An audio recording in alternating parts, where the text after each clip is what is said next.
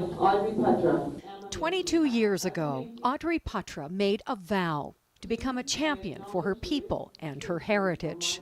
Ladies and gentlemen, our president, Audrey Poitras.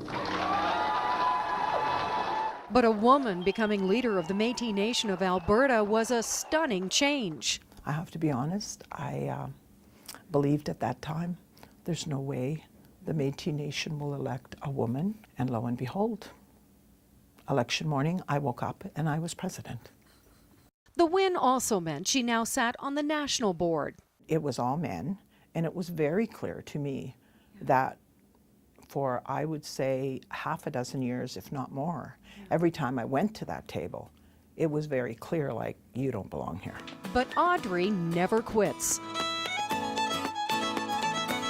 One of 8 children, she grew up on a farm northeast of Edmonton.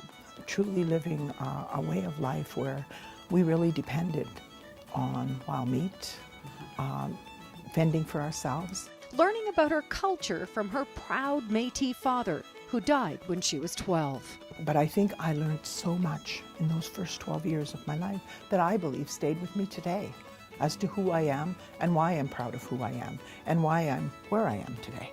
She was a teen when she got married and honed her business skills over 13 years as owner of a dry cleaning business until she went back to school and got a job as Director of Finance at Métis Nation. I loved working at the Métis Nation, but it was just too political at that time. It was very difficult to do a proper job.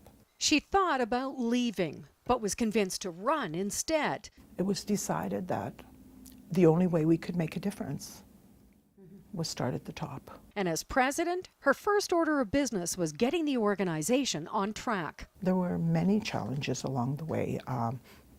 We had a huge debt. We had to go and really work with our bank to have them believe in us again. She got things done by building partnerships and listening to constituents.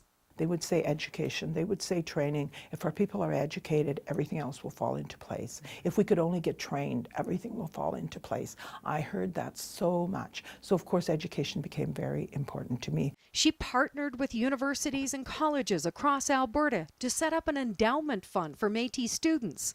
She also worked with businesses, even negotiating shares in a drilling rig. After a 5-year deal was up, we had trained 80 people. We had dividends each year for each of our regions, and we owned a drilling rig. And to preserve Métis culture, she brokered a deal to buy Métis Crossing, an important heritage site.